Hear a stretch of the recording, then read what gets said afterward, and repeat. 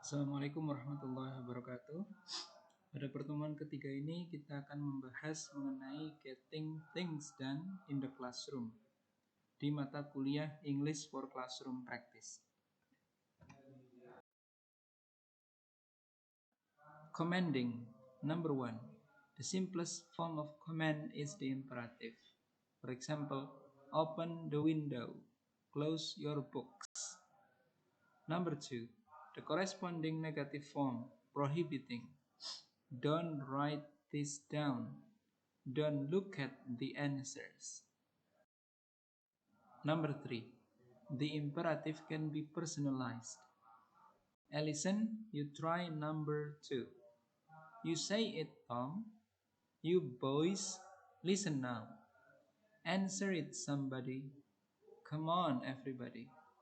An inverted word order is incorrect. For example, Alison, try you the next one. This is incorrect. Say you it, Tom. This is incorrect. Number 4. The negative imperative can also be personalized.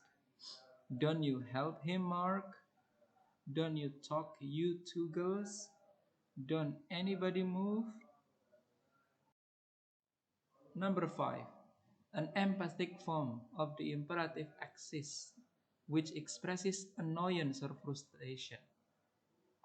For example, don't be quiet now. Don't try to hurry up. Notice the following. If you don't be quiet, you can. The word just at the beginning of a comment also expresses annoyance or frustration. Just sit down and be quiet. Just put that book away. It may also suggest that the task is a small one. For example, just pass me that book, Alan.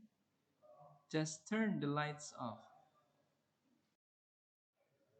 The verbs want, like, expect, prefer, and insist can also introduce commands.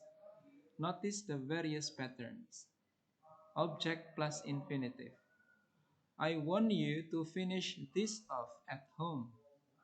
I would like you to try exercise 24A. I would prefer you to use your own words. I expect you to prepare down to page 35. Notice the two negative forms and the differences in their use. I don't want you to spend too much time on this. I wouldn't like you to do this exercise in a hurry. I don't expect you to write a masterpiece. I would prefer you not to use a dictionary. I would like you not to keep interrupting. I expect the boys not to make any noise. Object plus past participle. I want this work to be finished by Friday. I would like this work to be copied out neatly. I would prefer this work to be done in your notebooks. I expect this work to be finished off at home. Jaren, I prefer you leaving out the easy ones. Or I prefer your leaving out the easy ones. I insist on you at least trying the exercise, or I insist on your at least trying the exercise. I prefer this work being written out in full. I insist on this work being done in groups. Now that plus verb phrase. I prefer that you learn these words by heart. I insist that you use the passive. Notice the errors. I want that you. I would like that you. The verb phrase imperfect. For example, I'd. I would prefer it if you rewrote number 5.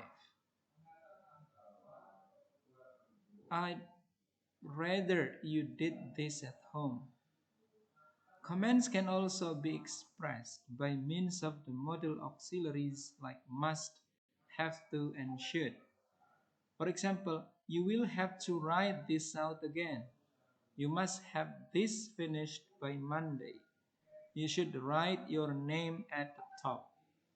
The comment can be weakened by adding I'm afraid. You must use the past tense here. I am afraid. I am afraid you will have to do this again. The verb to be followed by to plus infinitive expresses an instruction.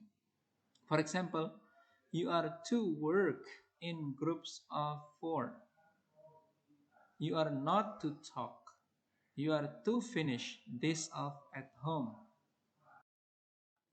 Requesting.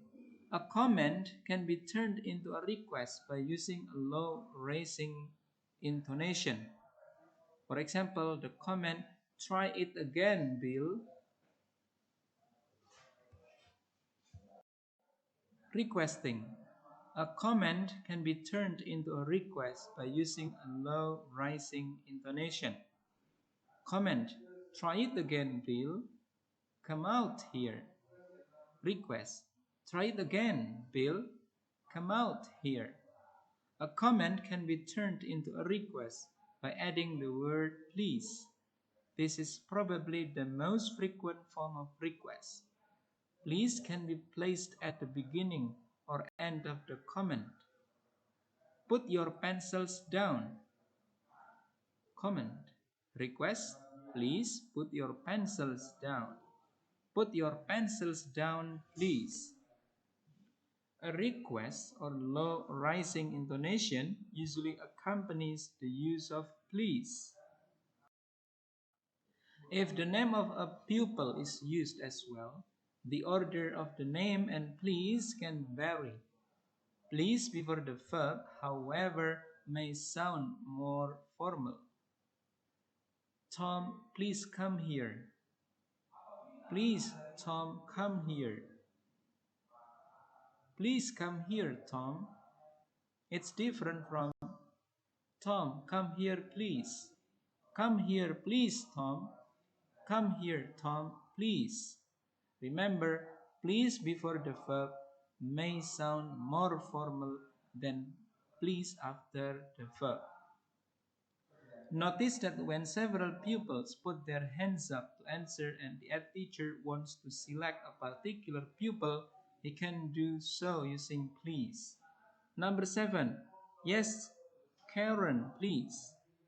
Right, the next one. Muhammad, please.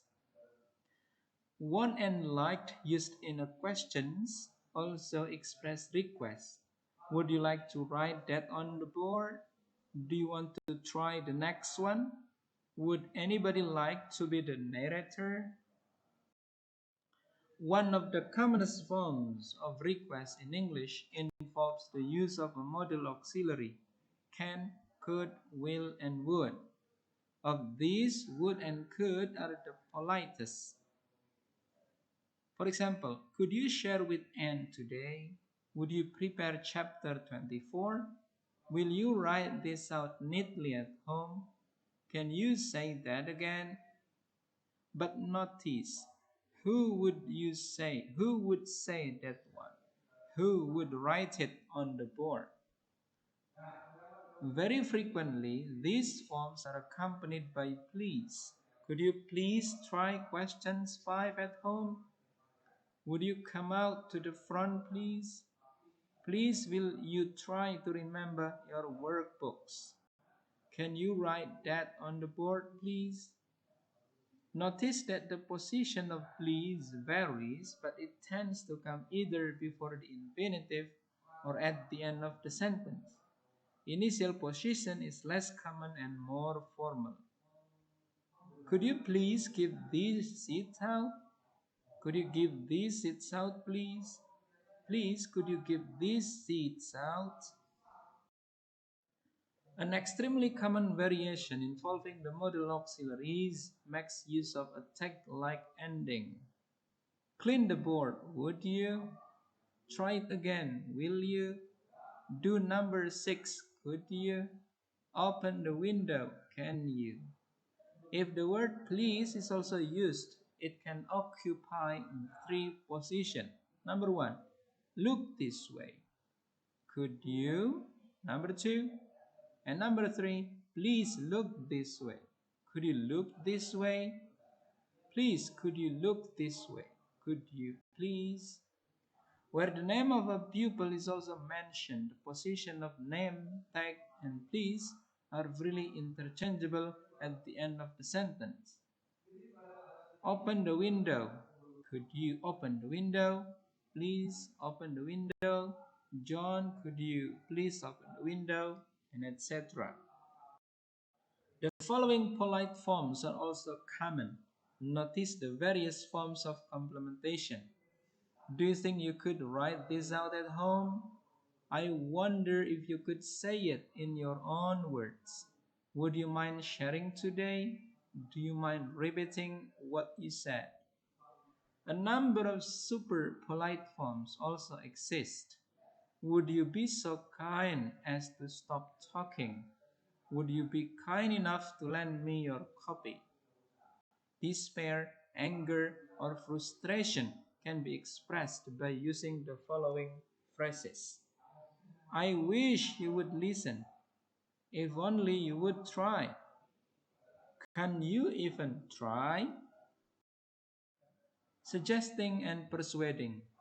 Perhaps the most frequent form of direct suggestion involves the use of let's. Let's start now. Let's finish this off next time. Let us is archaic and should not be used. Notice that there are two alternative forms of the negative. Let's not waste any more time. Don't let's bother with number 10. This form of suggestion is very often accompanied by the tag ending shall we. Notice that the tag is the same for positive and negative forms. Let's try the next exercise as well, shall we? Let's not listen to it again, shall we? Don't let's do all of exercise 5, shall we? Suggestion can also be made using how about or what about with a noun or a gerund. How about another song, children? What about trying it once more? How about Bill coming out and trying? What about you reading Mr. Brown's part, Sally?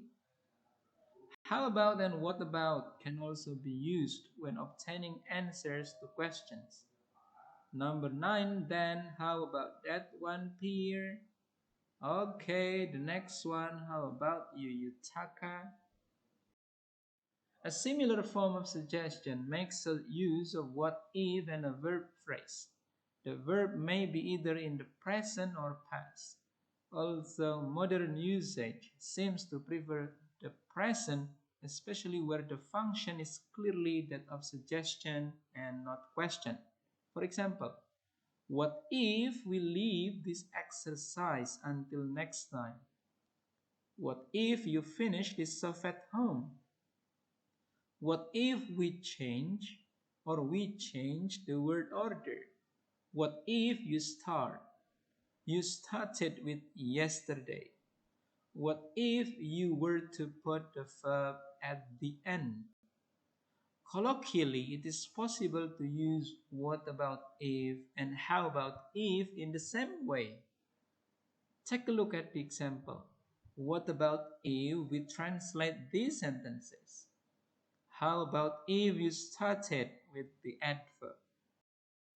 The questions why not, why don't we, and couldn't we can be used as suggestion. Why not leave the adverb until the end? Why don't we act this conversation out? Couldn't we say this in a simpler way? Notice that the teacher can soften a comment by using I think, don't you think, and perhaps. I think we ought to revise these points. I think you should concentrate on number 3. Number 6 can be left out, don't you think? We can finish this next time, don't you think? Perhaps you ought to translate this paragraph. You could check the vocabulary at the back perhaps. A direct suggestion can be introduced by the phrases I suggest, I would suggest, may I suggest, and my suggestion is. Notice the forms of complementation. Number one, gerund. If you use the word like suggest, you have to give gerund after this word. I suggest leaving, not I suggest to leave, but leaving. I suggest leaving this unit until next time. I would suggest starting with the verb. May I suggest appointing a secretary? I suggest that you omit the relative.